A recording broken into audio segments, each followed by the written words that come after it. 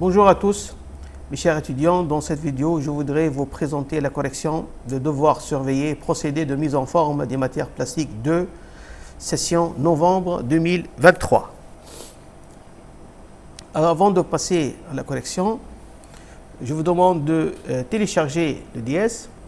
Donc, il suffit de consulter le site shushenslim.com, passer à l'article 10, procédé de mise en forme des matières plastiques, puis au procédé de mise en forme 2, planifié au semestre 3, aller vers les DS et l'examen et télécharger le DS 2023.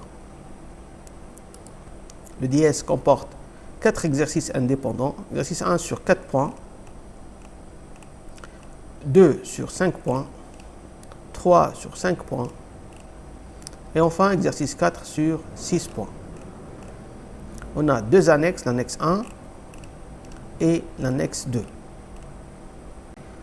Vous pouvez aussi me suivre sur ma chaîne YouTube, Slim Shushen, en consultant la playlist procédé de mise en forme des matières plastiques.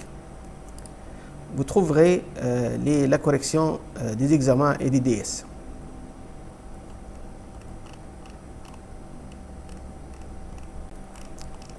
On commence par l'exercice 1. La figure 1 montre la consommation d'énergie en kilowatts en fonction de temps pour une presse hydraulique et une autre presse électrique.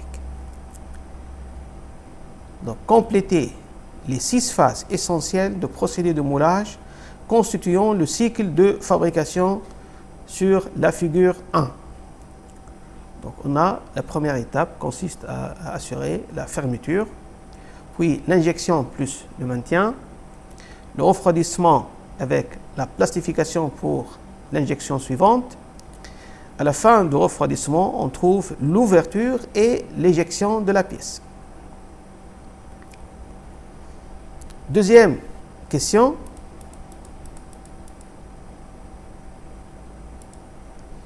Identifier pour chaque presse la courbe correspondante.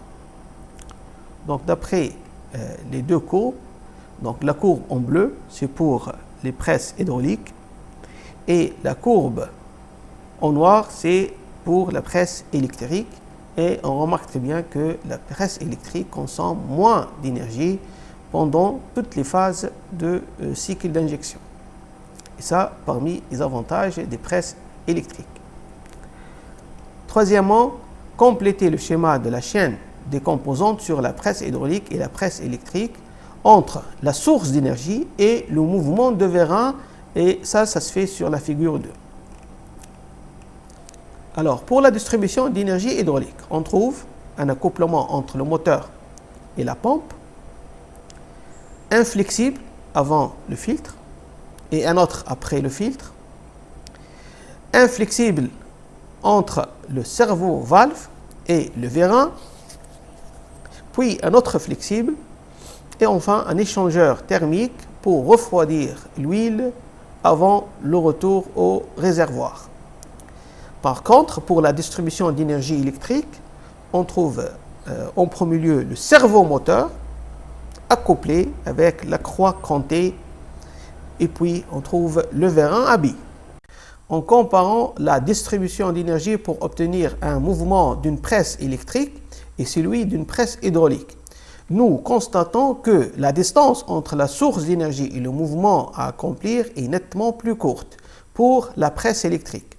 Il en découle un rendement entre 0,9 et 0,95 pour une presse électrique contre 0,3 à 0,4 pour une presse hydraulique.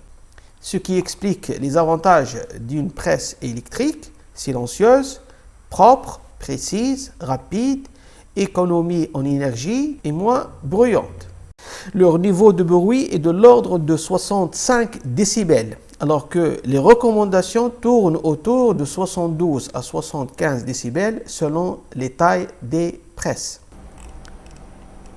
Exercice 2 sur 5 points. On parle d'extrusion bivis lorsque l'on a affaire à deux vis, généralement parallèles, tournant à l'intérieur d'un fourreau. Quels sont les deux critères principaux permettant de classer les différents systèmes bivis. On a deux critères. Le premier, c'est le sens de rotation. Le deuxième, c'est l'interpénétration entre les vis, entre les deux vis. Citez les 4 types d'extrudeuses bivis. En fonction de ces deux critères, on a premier type, vis corotatif interpénétré. Vis corotatif non interpénétré. Puis vis contra-rotatif interpénétré et vis contra-rotatif non interpénétré. Quelles sont les spécificités de l'extrusion bivis? L'extrusion bivis offre une possibilité d'avoir un débit important et une rapidité du mécanisme de fusion.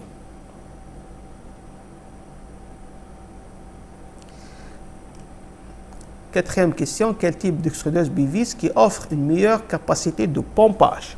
D'après les notes de cours, les extrudeuses contra-rotatives interpénétrées donnent la solution pour une meilleure capacité de pompage. Quel type d'extrudeuse bivis qui offre un bon mélange dispersif? Les extrudeuses corrotatives interpénétrées donnent un bon mélange dispersif. Exercice 3. L'extrusion gonflage est une variante de l'extrusion qui permet de fabriquer des films plastiques. Quelle est la fonction de la corbeille de calibrage représentée par schéma le système à ciseaux? La fonction de la corbeille de calibrage, c'est permet un guidage de la bulle ou bien pour assurer le maintien du ballon pendant sa montée vers le banc de tirage. Le schéma simplifié suivant montre le système à ciseaux. Donc vous avez le ballon, donc vous avez la corbeille de calibrage avec le système à ciseaux qui permet de contrôler la distance entre ces deux anneaux.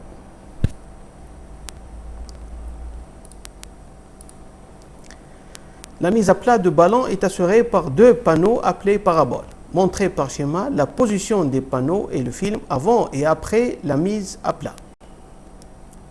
Le schéma suivant montre la position des panneaux et le film avant et après la mise à plat. Troisièmement, pourquoi il est nécessaire de faire une mise à plat progressive du film? C'est pour éviter les plis.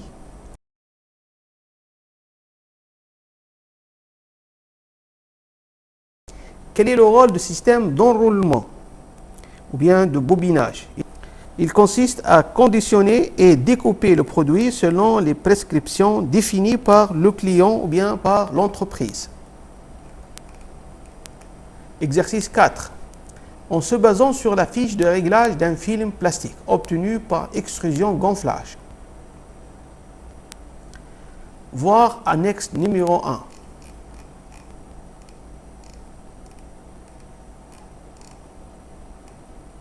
C'est une fiche d'extrusion de 3 couches.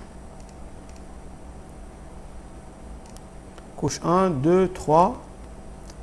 Bien sûr, dans chaque couche, vous avez l'ensemble de matériaux utilisés. On va l'identifier dans cet exercice. Déterminer le nombre et le pourcentage des couches de film plastique. Donc on a 3 couches, l'arrière 1, 2, 3.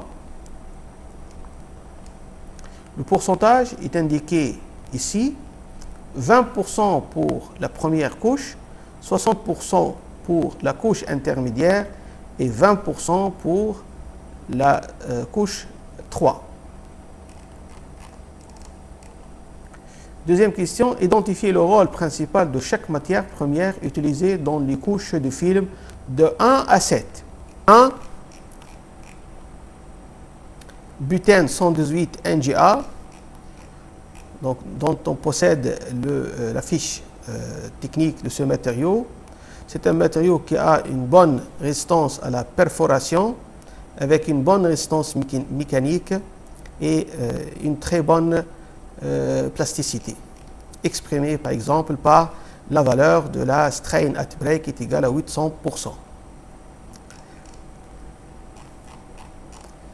Le deuxième matériau, c'est LBPE 611A d'eau, fabriqué par la société d'eau. C'est un matériau secondaire utilisé avec la matière principale butène, si on cherche à modifier quelques propriétés qui se trouvent dans le premier matériau butène. Le troisième matériau, c'est le slip collow. C'est un agent glissant. Le quatrième ABMB HC, c'est un anti-bloc master batch. Le PPA-MB, c'est un master batch polymérique processing aids. C'est un mélange d'aide au procédé. C'est un lubrifiant externe forme une couche protectrice sur la surface métallique des outils de transformation. En améliorant le glissement sur les parois des outillages, les lubrifiants externes évitent le phénomène de melt fracture qui se manifeste par un aspect de surface mate des objets finis obtenus à des vitesses d'écoulement élevées. Le PE MB TM, c'est master batch colorant de type noir. Et dernièrement, le septième, Repro Clear, c'est une matière régénérée. La fiche technique ou bien datasheet donnée en annexe 2 du premier matériau utilisé, le butène 118 Ng, est considéré comme le matériau de base pour fabriquer ce film. D'après la fiche technique, on va déterminer le grade de polyéthylène low densité, PELLD. Donc on va consulter la fiche technique pour déterminer le grade exprimé par melt flow rate à 190 degrés avec une charge égale à 2,16 d'après la norme ASTM D1238. Donc le grade c'est 1 gramme par 10 minutes.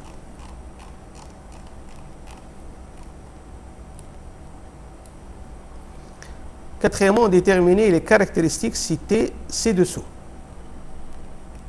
Donc on a strain at break, MD, stress at break, TD, et stress at yield, MD. MD c'est machine direction, TD c'est la direction transversale. Donc tout est indiqué sur la fiche technique. On trouve strain at break, MD, strain at break, MD, c'est 750%. Stress at break TD, stress at break TD, c'est 32 mégapascales. Et stress at yield, MD, selon la direction de la machine, c'est 11 mégapascales.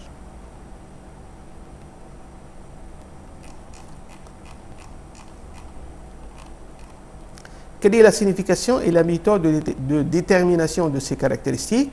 Tracer à main levée la courbe de l'essai et donner son nom que signifie MD et TD. La méthode de détermination de ces caractéristiques, c'est l'essai de traction par le traçage de la courbe de traction ici, qui montre la contrainte en fonction de la déformation. Et on peut déterminer la contrainte élastique, stress at yield, puis la contrainte at break, c'est la contrainte à la rupture, et enfin la déformation à la rupture. Strain at break MD est égal à 750% d'après la datasheet. C'est la déformation à la rupture sens machine. MD, c'est sens machine. TD, c'est sens transversal, bien la direction transversale. Machine, direction, et transversal, direction. Stress at break, TD, c'est la contrainte à la rupture sens traverse de la machine. Stress at break est égal à 32 mégapascales. Et stress at yield, c'est la contrainte élastique sens machine, qui est égal à 11 mégapascal. Merci à vous et à la prochaine vidéo.